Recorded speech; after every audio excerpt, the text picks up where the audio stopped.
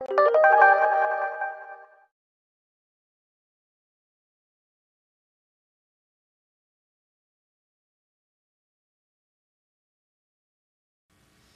shifting from Web 1.0 to Web 2.0.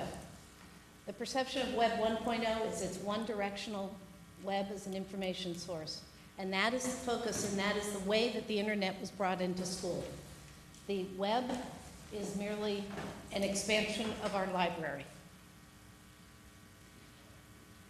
But Web 2.0 is interactive, participatory, and mobile. And it is taking our society by storm.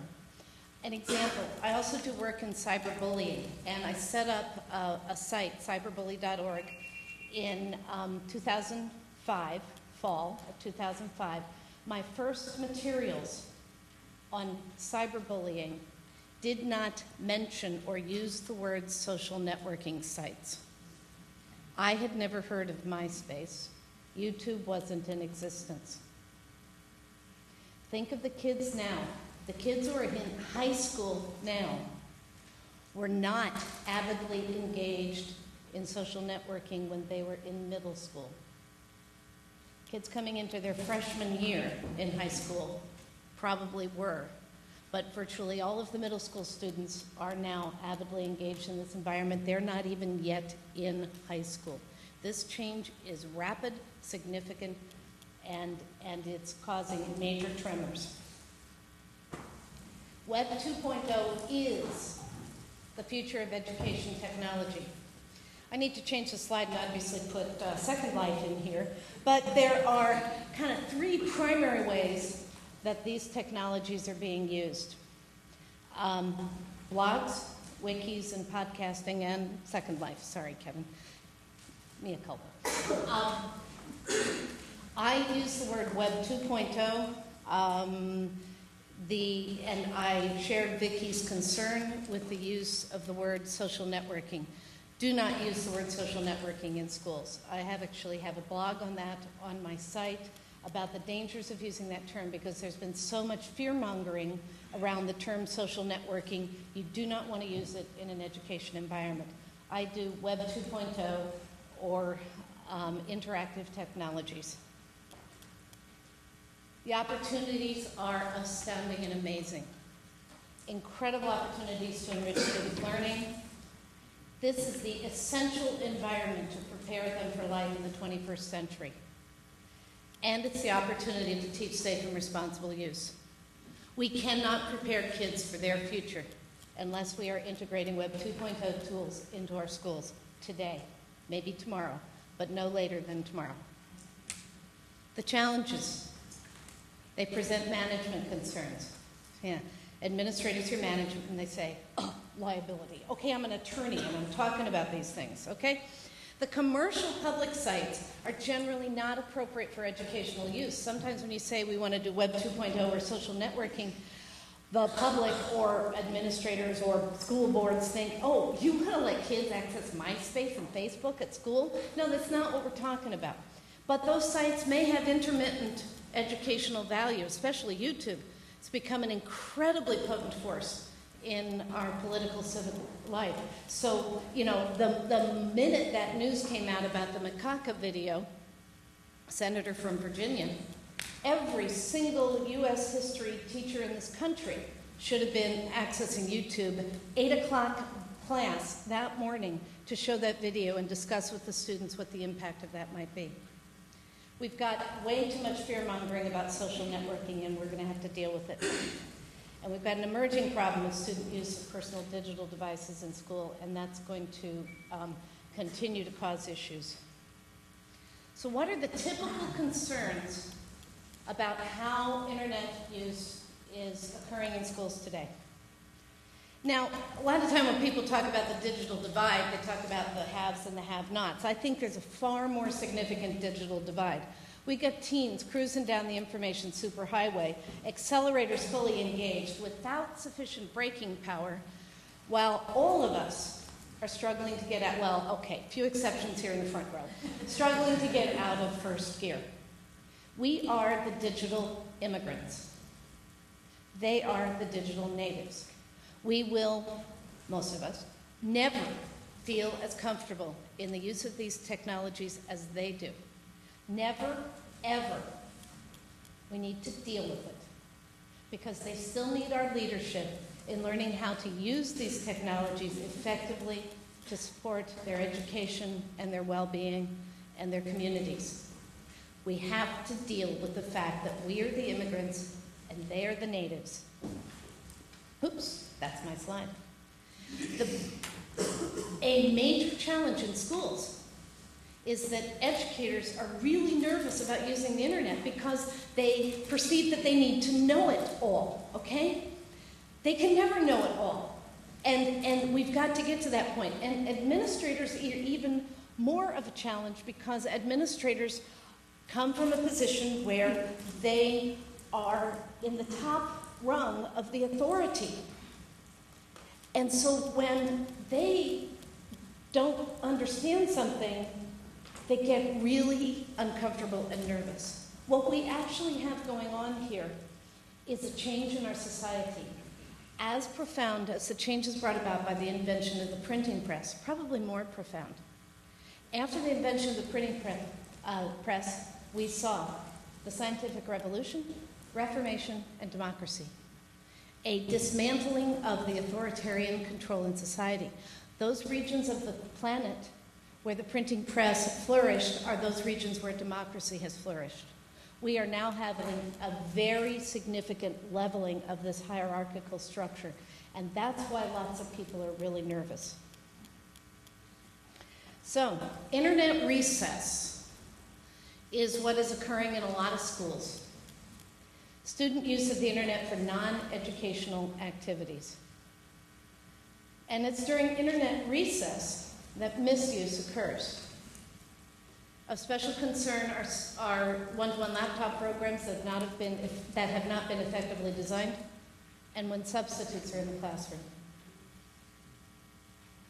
Filtering administration. Now, I presented to the Children's Online Protection Act Commission back in 1998. I think that's when I first met Catherine, speaker this morning. I read to them from Dr. Seuss, "Oh, the Places You'll Go."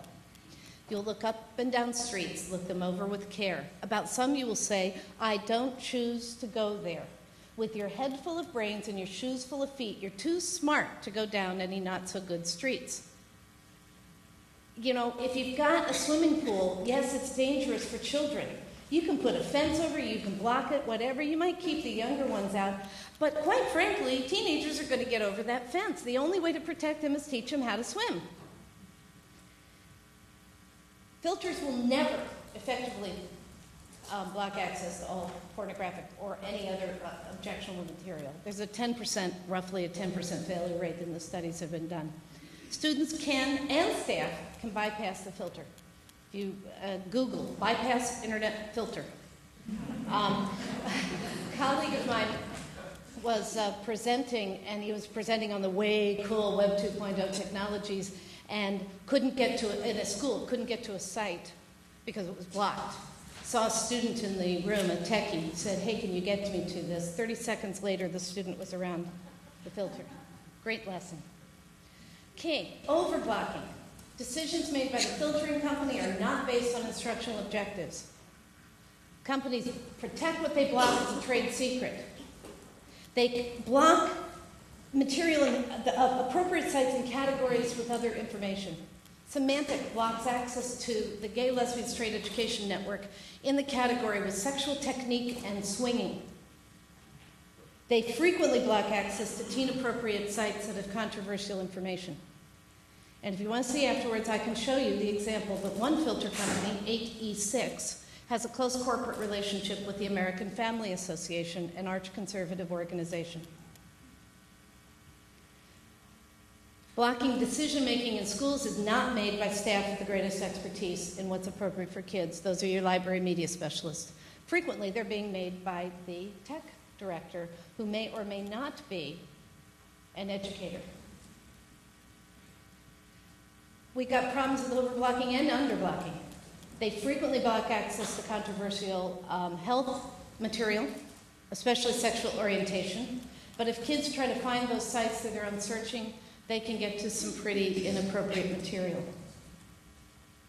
and there is inadequate override. We had CIPA, Children's Internet Protection Act. It went up actually on a case filed by the library. Schools said this is fine, we'll install filtering.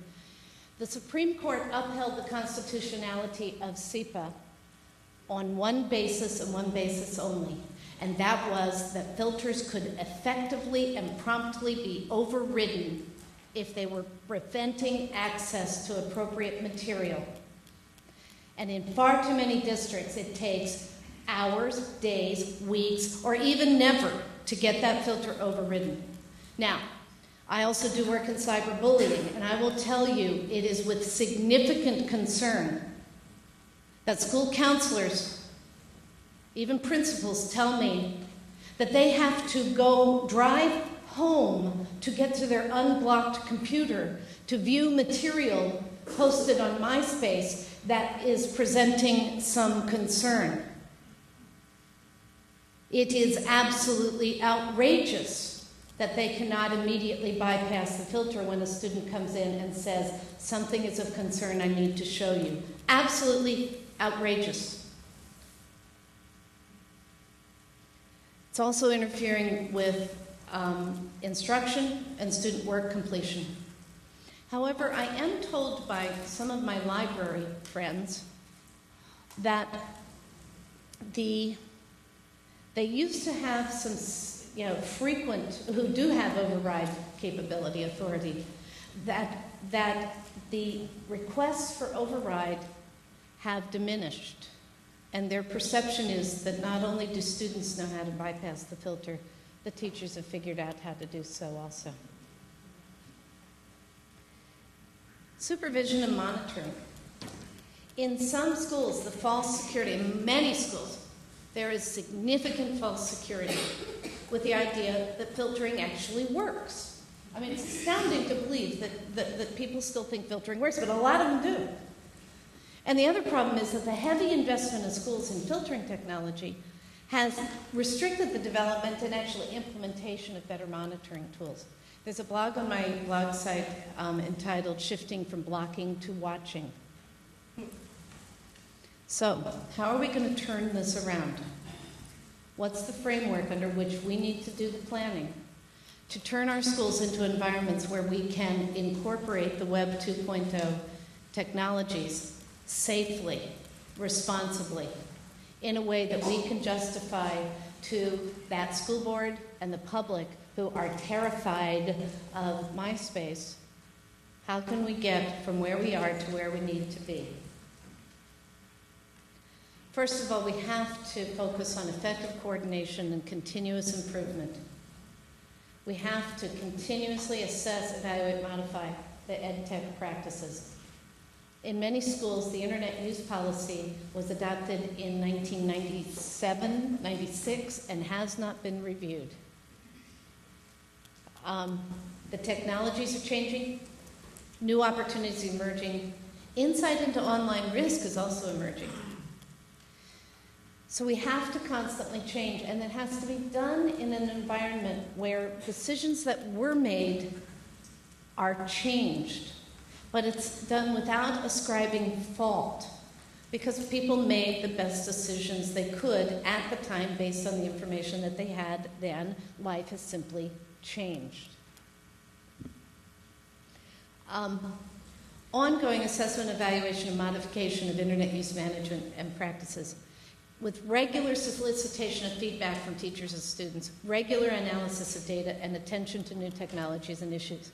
We've got to be data-driven. We can't implement research-based best practices because there isn't been enough time to conduct the research, okay? So what we've got to do is integrate research-based practices in what we are doing. A discussion this morning. I need researchers in here to validate what these results are. We've got to turn on and shift from somebody has to prove it before I can do it to I'm going to do it and incorporate the processes, the practices within what I'm doing to prove what I'm doing is effective. We need a bigger partnership. Frequently, we've got three of these players along. Technical services, the education technology staff, and library and media specialists are frequently coordinated. There's one key player group that is not involved, and those are the safe school personnel. Youth risk online has to be viewed from the perspective of adolescent risk. The kids who are making the worst decisions online are the ones with psychosocial problems that lead to them being at risk. We heard about those risk factors. It's the same risk factors that are involved with kids who are making difficult, bad choices online.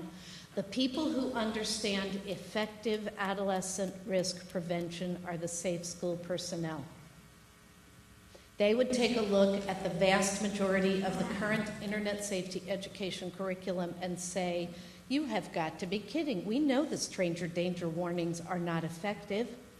We know that just say no approaches are not effective. We know that authoritarian delivery of this kind of material is not effective, but they're not involved.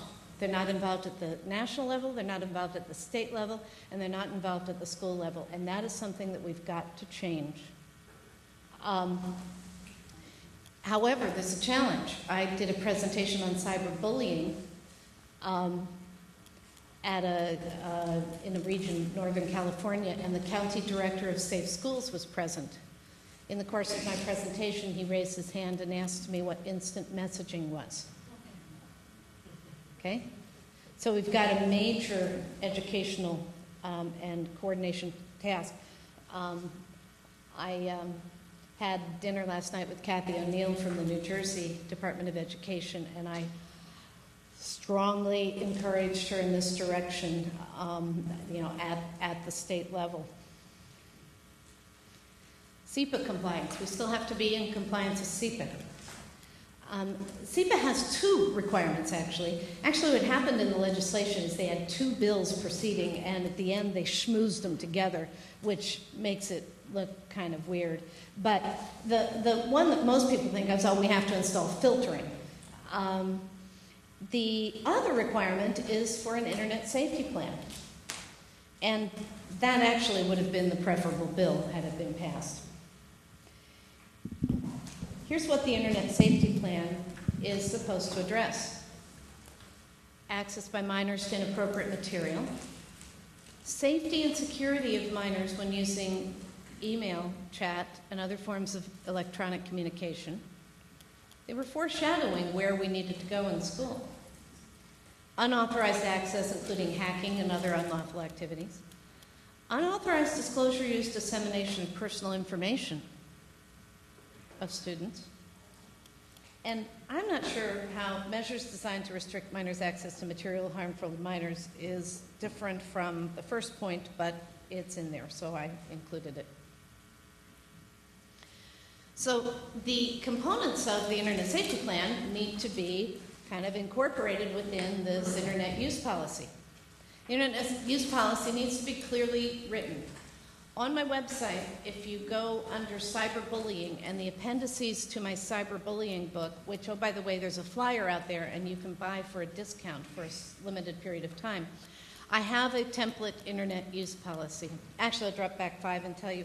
What happened was in 1995, I had been doing work to help get the Oregon Public Education Network set up in Oregon, statewide network, and I was asked to do an internet use policy for the district, and the gentleman in the district was one of the leaders in the statewide issue. I looked at some of the model policies and I went, whoa, red flags related to youth behavior, whoa, red flags related to legal, whoa, red flags related to tech and how this was being used.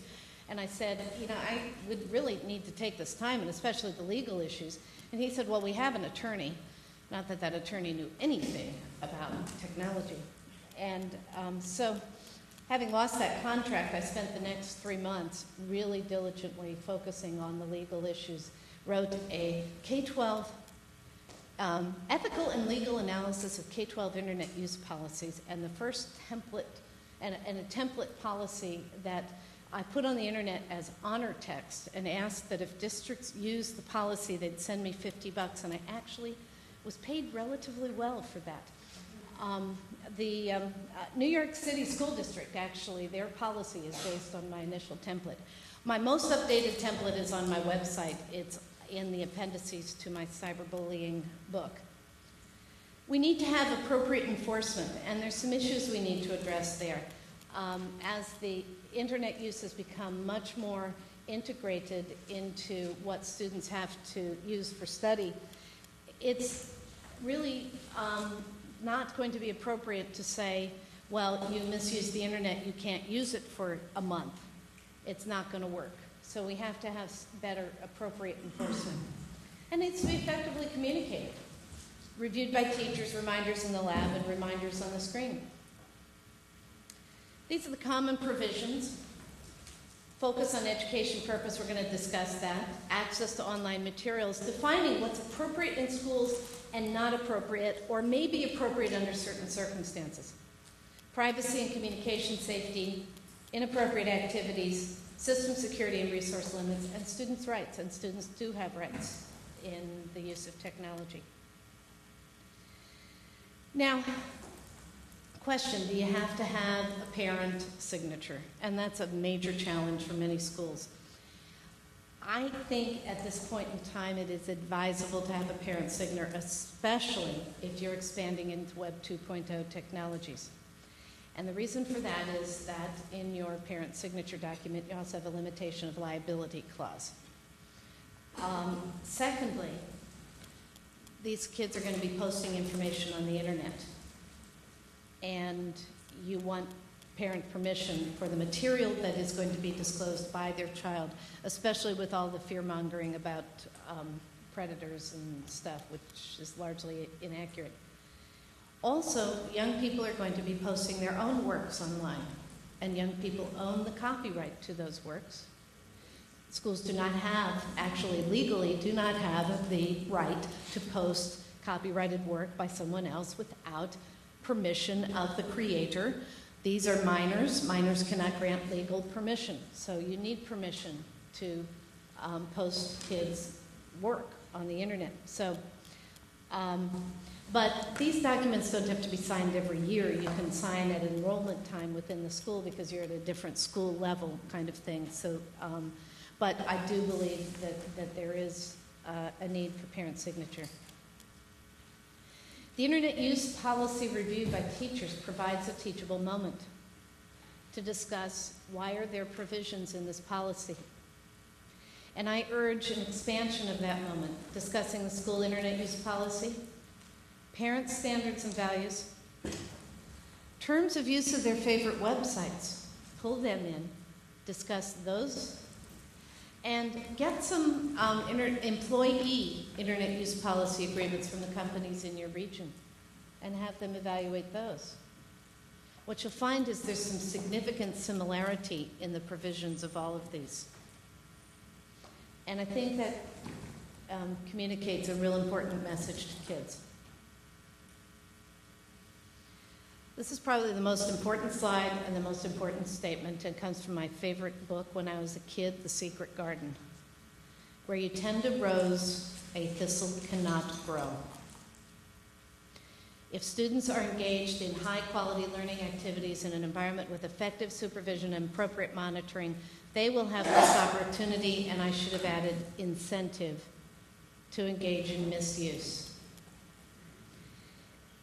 Now, the more we try to keep our kids in school in a Web 1.0 environment, the more trouble we are going to have, because they have changed and they will demand the kinds of interactive experiences that are provided in the Web 2.0 environment.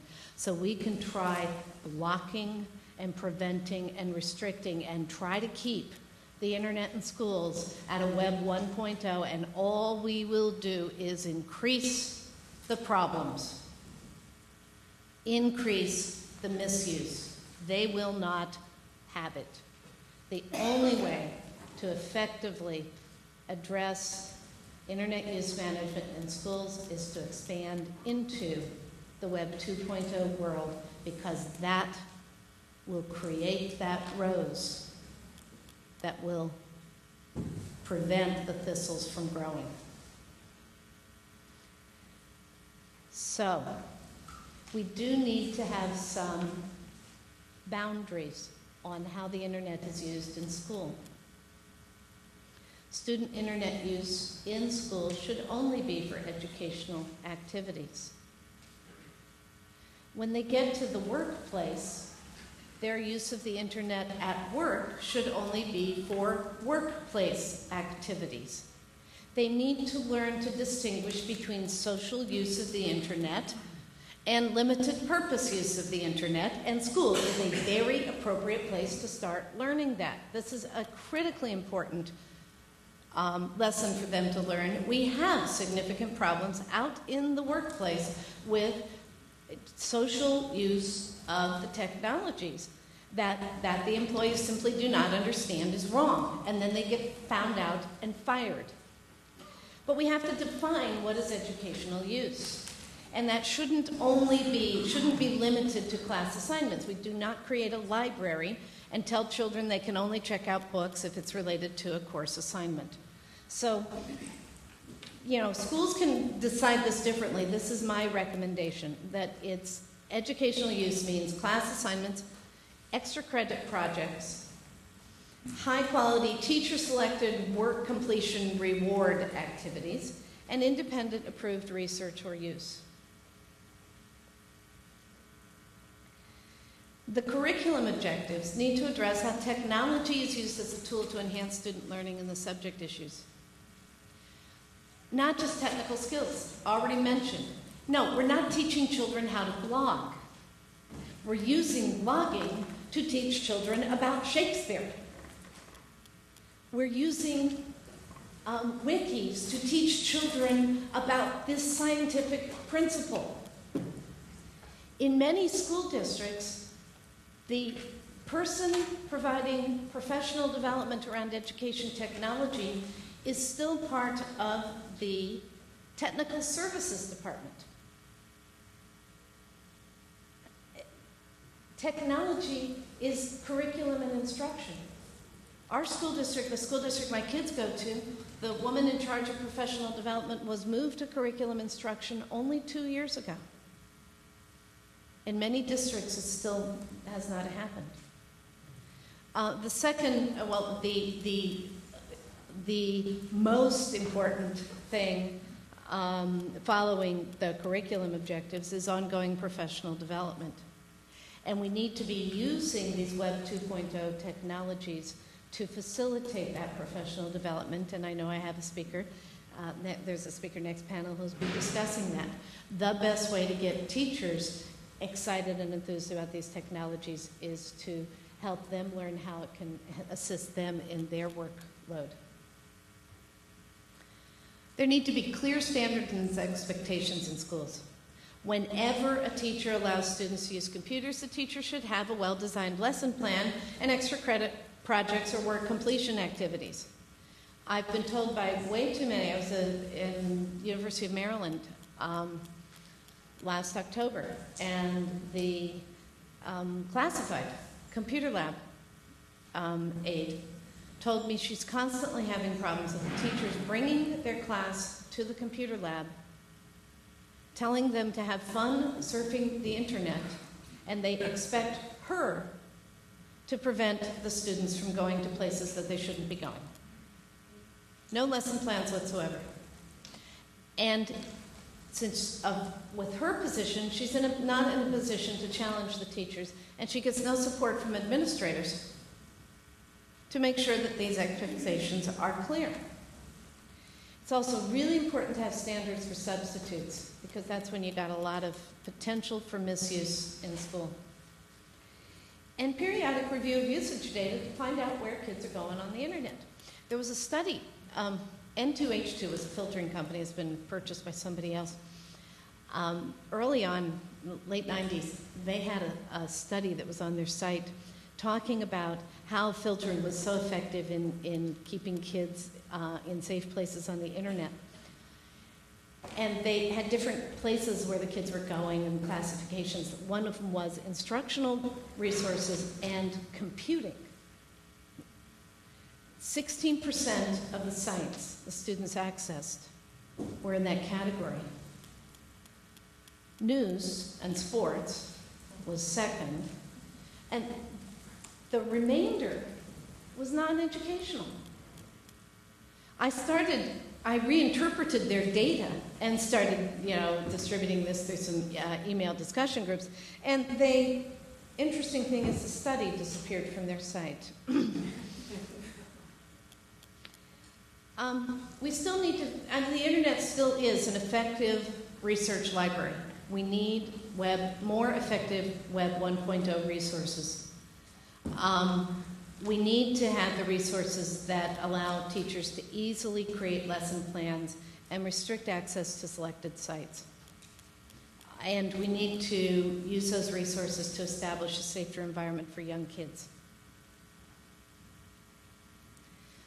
I recommend the schools dealing with the issue of access to potentially sensitive health information actually create a library of the sites that meet the approval of their school counselors, health teachers, involve the local medical and psychological professions to say these sites are effective for teenagers, provide accurate information, and make sure those sites are not blocked, and make sure that those sites are easily accessible by the students. They have questions about their maturing bodies. They need to be able to find that information. And that absolutely has to include information on sexual orientation, because kids who are dealing with those questions are at significantly high risk emotionally, and they're also at high risk from online predators. Then at the school level, we need to establish the criteria for approved Web 2.0 environments. And they basically need to be environments that fully support the educational activities and allow teachers to easily manage and monitor use. Once you get these criteria and people agree to them, then we need to have the review and a review process that says, yes, this is okay. EduBlogs provides, fully supports education activities, allows teachers to easily manage and monitor use. Islands on Second Life fully support education activities, allow teachers to easily manage and monitor use. The two standards we need to have these meet. We also have to establish a clear ability to have an override of the filter for intermittent educational activities on the more commercial sites, especially YouTube is playing such a significant role. If a teacher says, I need to access this site on thus and such, for thus and such reason, and it's an educational reason, that access needs to be provided. Supervision and monitoring. We have to shift from blocking to watching. All internet use needs to be effectively supervised by staff. The primary reliance on blocking has got to shift to watching. We have to create a high potential that misuse will be detected and lead to a meaningful consequence. Now, since I've been working in the area of cyberbullying, I've been reading a lot on bullying prevention, violence prevention in schools, and I read a great book on security technologies in schools. The cameras and stuff like that. The greatest value of security technologies is deterrence. If kids know that if they do something wrong, there's a higher than probability that somebody's going to know, and that's going to lead to a consequence, they simply don't engage in that behavior. That is the situation we need to create when kids are using the internet. We will not create that situation if teachers perceive that the filter is taking care of that responsibility. Effective supervision requires the appropriate placement of computers, especially in the open access, the computer lab areas, and in the libraries. Now, this is a strategy that I came up with. I've recommended, and I've had teachers say they've used it, and it works really well. It's the teacher walks around the room, and it's the random, unpredictable request to see the history file. You do that 5 or 6 times during a class period, and the kids know that they could be the one whose history file is accessed. They certainly do not have the time to go in and clean it up. If the history file is missing, they've got even more problems. And most teachers know which students they might want to look at a little more frequently than others. This is a variable negative consequence, and it's an exceptionally powerful deterrent. Classroom aides are also very helpful. Technical monitoring simply needs to be in place in schools. Any computer lab needs to have a remote access monitoring, should be a requirement. There's actually a way to do intelligent content analysis monitoring.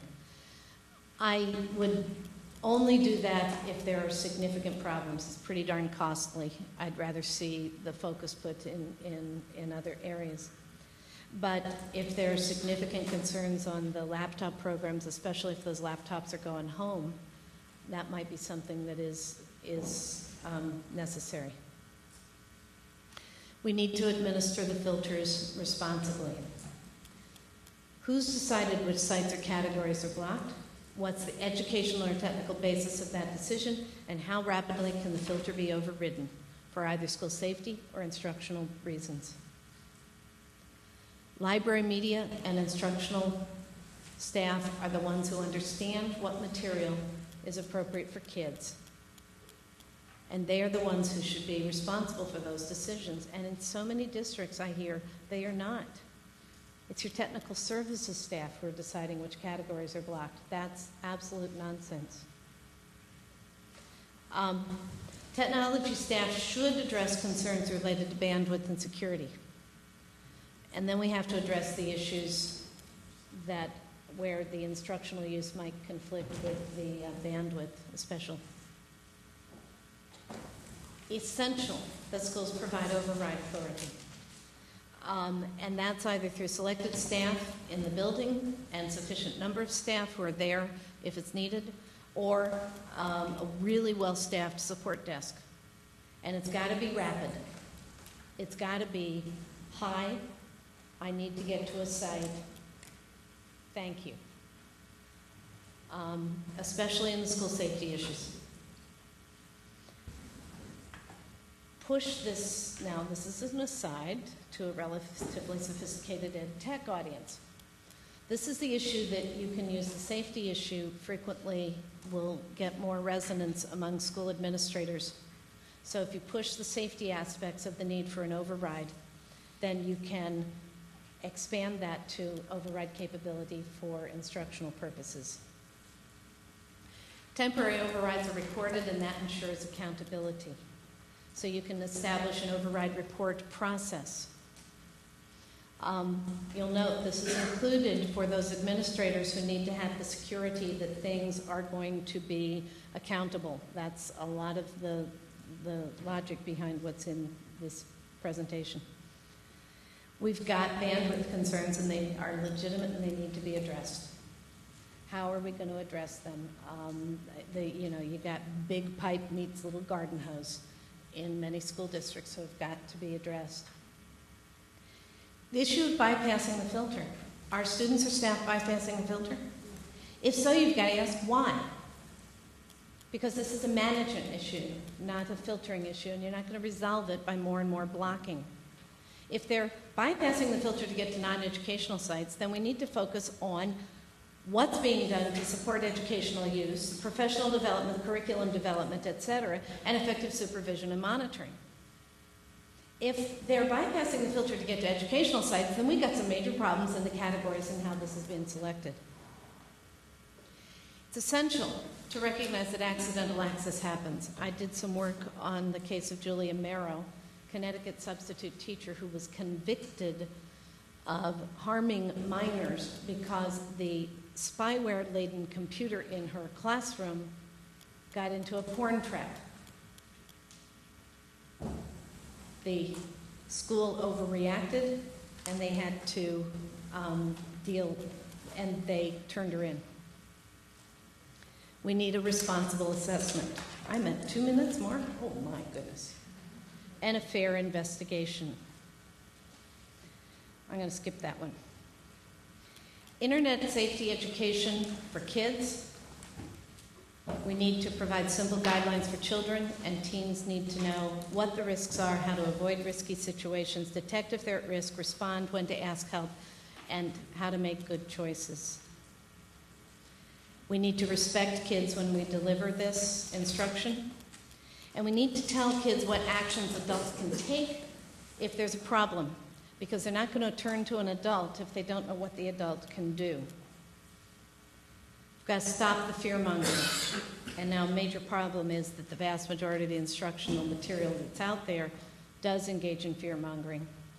But there will be more material coming out, and this is changing. We need simple rules for elementary school students, some core principles in 5th grade right after sex ed when you can start talking about some of these things, and expanding on that in middle school. And in high school, it's focus on adult use. We need to use direct instruction as well as teachable moments when the issues arise. And we need to really strongly focus on peer leadership, because these kids are in an environment where they're communicating with each other and there are no responsible adults present. Schools are an important conduit to parents, which presents a problem and an opportunity. The parents who are going to pay attention are the ones who are least likely to have the problem. However, they also are the most likely to have kids who can be effective peer leaders. And we need to focus the education in that area. Workshops, tips, and newsletters, just-in-time materials. My parents' book on internet safety is in a lot of school libraries. And I'm actually working on some internet safety curriculum that will have one page on each topic, and at the bottom of the second page where the student writes his or her personal standards in this area, there's a place for the parent's signature. It's the "Mom, you have to sign this so I can get credit" form of parent education. And we need to make sure that all educators have a sense and an understanding of safe and responsible internet use. I'm preparing a 3-hour narrated presentation on youth risk online to be used for professional development for teachers. A lot of folks who are teachers, we understand the risks that young people face in the real world. If we are working with children, we need to understand the risks they face online, because we could be the one who they come to talk about some kind of an issue. We simply can't prepare kids for their future in classrooms that were designed to serve our past. And it's through the use of these Web 2.0 technologies that we are truly going to revolutionize teaching and learning. And we need to move towards that objective. This is one of my books. It's for parents and educators on internet safety. And I'm preparing some narrated presentations for parents that schools will be able to use in parent workshops, and then also have in the library for parents to watch. And this is my book on cyberbullying. There is a coupon out there for a discount price on that. And I'm also in the process of preparing a variety of narrated presentations, including addressing the cyberbullying issue and the legal aspects of that, youth risk online, as well as this presentation, so that the handouts and the presentation can be used in schools and other places. And it was a little more than 2 minutes, but I did hurry. Thank you very much.